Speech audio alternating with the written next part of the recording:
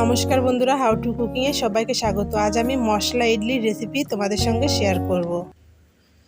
এখানে আমি একটা বাটি নিয়েছি, বাটিতে দিয়ে দিচ্ছি 1 বাটি সুজি, কাচের বাটির, আর ওই বাটিরই 1 বাটি দিয়ে দিচ্ছি টক দই। এবার একটা চামচ দিয়ে ভালো করে দইয়ের সঙ্গে সুজিটা মিশিয়ে দেব।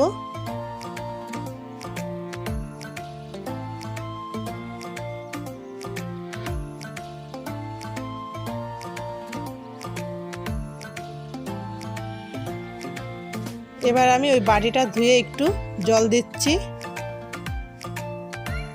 জলটা দিয়ে ভালো করে মিশিয়ে দিচ্ছি।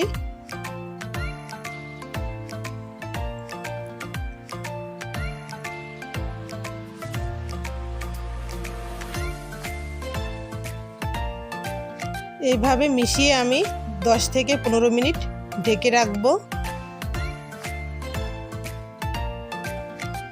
15 মিনিট পর ঢাকনাটা তুলে দেখছি, অনেকটা ঘন হয়ে গেছে।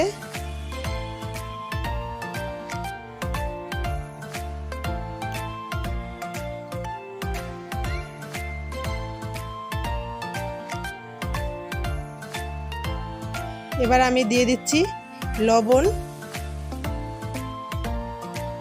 ধনেপাতা কুচি,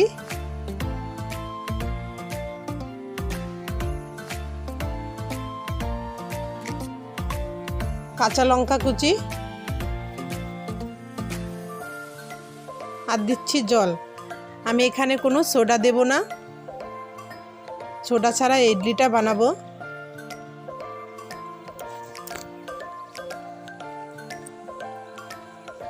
ব্যাটারটা আমার গোলানো হয়ে গেছে।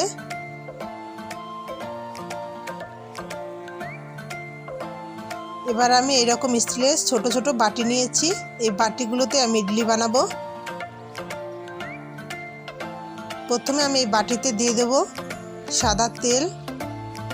সবগুলো বাটিতে সাদা তেল ভালো করে লাগিয়ে নেব, তাহলে ইডলিটা খুব ভালোভাবে উঠে আসবে, বাটির সঙ্গে লেগে থাকবে না।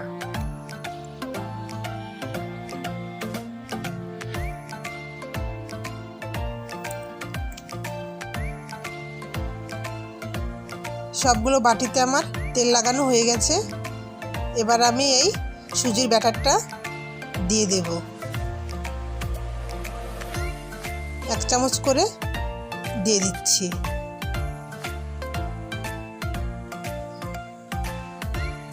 আমি এখানে কোনো সোডা দেইনি, তার জন্য খুব বেশি ফুলবে না।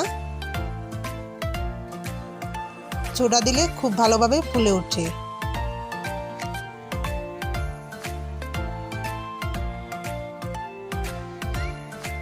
এবার আমি গ্যাসে একটা পাত্রে জল বসিয়ে দিয়েছি, জলটা খুব ভালোভাবে ফুটে উঠেছে। এবার আমি এইরকম একটা ফুটো থালা নিয়েছি, পাত্রটার উপরে বসিয়ে দিচ্ছি। এবার আমি এই ইডলির বাটিগুলো থালের উপরে রেখে দিচ্ছি। 4টে বাটি আমি এই থালায় দিয়ে দেব। এবার আমি আরেকটা থালা দিয়ে খুব ভালো করে ঢেকে দেব। 15 মিনিট এইভাবে জাল হবে।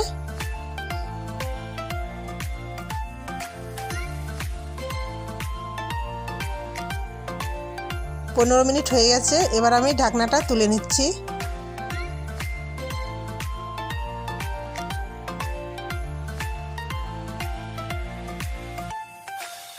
হয়ে গেছে। এবার আমি একটা থালায় নামিয়ে নেব। এখানে আমি নারকেলের চাটনি দিয়ে এটা পরিবেশন করেছি। নারকেলের চাটনিটা আমার চ্যানেলে দেওয়া আছে, আপনারা চাইলে দেখে নিতে পারেন।